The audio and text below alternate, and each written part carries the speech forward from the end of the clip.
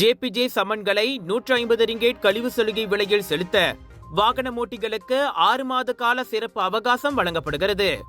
நாளை ஜனவரி 3 முதல் ஜூன் 30 வரை அச்சலுகை வழங்கப்படுவதாக போக்குவரத்து அமைச்சர் ஆந்தனி லாக் அறிவித்துள்ளார். வழக்கமாக 300 ரிங்கேட் அபராத தொகையை உட்படுத்தும் 3 போக்குவரத்து குற்றங்களை இந்த விலை கழிவு சலுகை உள்ளடக்கும். வேக வரம்பை மீறுதல், சாலை சமிக்ஞை விலக்கை பின்பற்றாதது மற்றும் சமான் தம்பால் ஆகியவையே அம்மூன்று சம்மன் பிரிவுகளாகும். நிலுவையில் உள்ள அபராதங்களை ஜூன் 30ஆம் தேதிக்குள் செலுத்தாவிட்டால் சாலை வரியையும் வாகனமோட்டும் உரிமத்தையும் அவர்களால் புதுப்பிக்க முடியாது என ஆந்தனி லாக் நினைவுறுத்தினார். எனவே இந்த பாதி விலை சலுகையானது வாகன ஓட்டிகள் அபராத பாக்கியை செலுத்துவதற்கான அரிய வாய்ப்பாகும் என்றார் அவர். ஜேபிஜே முகப்பிடங்கள், ஜேபிஜே கியாஸ் இயந்திரங்கள் மற்றும் மை ஜேபிஜே செயலி ஆகியவற்றில்தான் இந்த அபராதங்களை செலுத்த முடியும். மை இஜி அல்லது போஸ்ட் மலேசியா வாயிலாக செலுத்த முடியாது என அமைச்சர் நினைவுறுத்தினார். நடப்பில் 2 மில்லியன் சம்மன்கள் நிலுவையில் உள்ளன.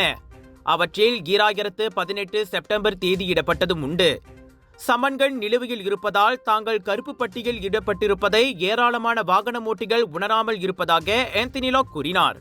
GM Indians பெருமையுடன் வழங்கும் Kluang Indian shopping expo and viral food festival 1 5 ஜனவரி வரை ஏயான் பிக் க்ளுவாங் ஜோஹரில் சூப்பர் சேல் சூப்பர் டிஸ்கவுண்ட். நீங்கள் கொண்டாடி மகிழ ஷாப்பிங் திருவிழா, big sale big discount. TikTok விளம்பரத்தை பார்த்து சிங்கப்பூரில் கடன் வழங்கும் நிறுவனத்திடம் கடன் வாங்குவதாக நினைத்த உள்ளூர் ஆடவர் கடைசியில் மோசடிக்காரர்களிடம் சிக்கி படாத பாடுபடுகிறார். சிங்கப்பூரில் பதிவு பெற்ற கடன் வழங்கும் நிறுவனத்தின் இணைப்பு லிங்கை தட்டி நவம்பர் 18இல் 8000 சிங்கப்பூர் டாலரை 29 வயது அவ்வாடவர் கடனாக வாங்கியுள்ளார்.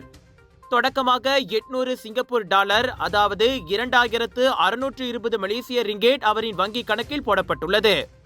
அதனை வட்டியுடன் சேர்த்து 3930 ரிங்கேட்டாக திரும்பி செலுத்த வேண்டும் என சிங்கப்பூரில் விற்பனை அதிகாரியாக வேலை செய்யும் அவர் கேட்டுக் கொள்ளப்பட்டுள்ளார்.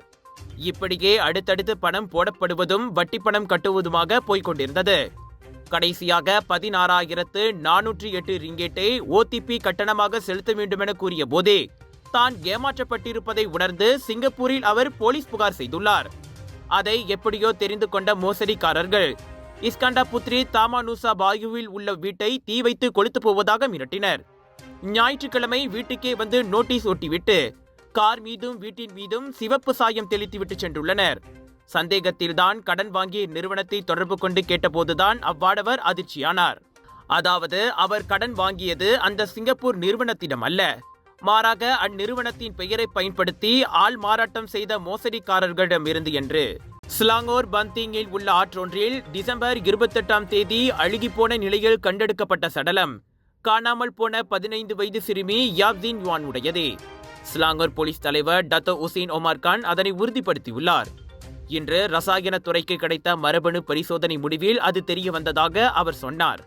இன்று மாலை குடும்பத்தார் பந்திங் மருத்துவமனையில் இருந்து சடலத்தை கோருவர் என்றார் அவர். பந்திங் சுங்காய் சங்காங் ஆற்றில் கடந்த சனிக்கிழமை அச்சடலம் கண்டெடுக்கப்பட்டது. யாப்தீன் யுவான் காணாமல் போனதாக டிசம்பர் 19ஆம் தேதி செராஸ் பத்துசிமிலான் போலீஸ் நிலையத்தில் புகார் அளிக்கப்பட்டது. செராஸ் பத்துசிபலாசில் கூடைப்பந்து அரங்கில் சிங்க நடன பயிற்சி முடிந்து அவள் வீடு திரும்பாததால் அப்புகார் செய்யப்பட்டது. கடைசியாக பார்க்கப்பட்ட போது அவர் சிவப்பு நிற சிங்க நடன உடையில் இருந்தார்.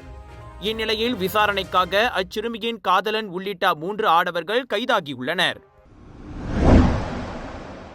தலைநகரில் 2025 புத்தாண்டு வரவேற்பு கொண்டாட்டங்கள் நடைபெற்ற 3 முக்கிய இடங்களில் 3.62 டன் எடையிலான குப்பைகளை அலாம் ஃப்ளோரா அகற்றியுள்ளது.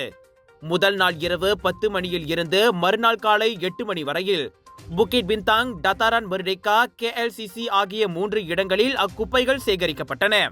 கடந்த ஆண்டு 3.06 டன் எடை குப்பைகள் சேகரிக்கப்பட்ட நிலையில் இது 18 விழுக்காடு அதிகம் என அலாம் ஃப்ளோரா தலைமை செயல் அதிகாரி ஷரிமான் யூசுப் ஒமார் ஜாயின் தெரிவித்தார். ஆக அதிகமாக டத்தாரான் மெர்டேக்காவில் 1.67 டன் குப்பைகள் அகற்றப்பட்டன. அந்த குப்பை சேகரிப்பு பணி சுமூகமாக நடைபெற ஏதுவாக துப்புரவு பணியாளர்கள், குப்பை லாரி ஓட்டுநர்கள், நிர்வாக பணியாளர்கள் என 141 ஊழியர்கள் அதில் ஈடுபட்டனர். சிறந்த திடக்கழிவு மேலாண்மைக்காக 3 லாரிகள் பயன்படுத்தப்பட்ட வேளை சாலையோரங்கள், குறிப்பாக டத்தாரான் மெர்டேக்காவில் தண்ணீரை பாய்ச்சி சுத்தம் செய்யப்பட்டதாக ஷரிமான் கூறினார். தவிர 660 லிட்டர் கொள்ளளவு கொண்ட 24 பெரிய குப்பை தொட்டிகளும் தோதுவான இடங்களில் வைக்கப்பட்டன. வருகையாளர்களின் எண்ணிக்கையை பற்றி கவலை இல்லாமல் தலைநகரில் குப்பை அகற்றும் பணிகளை ஆக்கப்பூர்வமாக மேற்கொள்ளும் கடப்பாட்டை அலாம் ஃப்ளோரா தொடரும் என்றார் அவர்.